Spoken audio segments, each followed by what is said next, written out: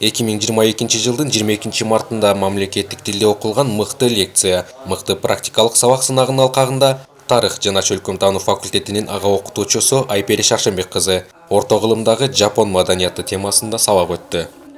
Сабакка мамлекеттик тил боюнча проректор Садык Алахан, тарых жана чөлкөм таануу факультетинин деканы Туратбек Сырдыбаев, мамлекеттик тил бөлүмүнүн башчысы Динара Мурзагулова, академиялык саясат башкармалыгынын окуу процессин координациялоо бөлүмүнүн адиси Фарида Төлөбаева катышты. Орто кылымдын маданияты, тилин, тарыхын, жазуу маданиятын ошону бүт баарын камтыган жана бул семинар сабакта өзүңүз көргөндөй студенттерибиз болгон материалдарын алып келип тагышып, слайдтан тышкары сакура багын алып келишиптир, каллиграфияларын, япон каллиграфияларын орнотушкан.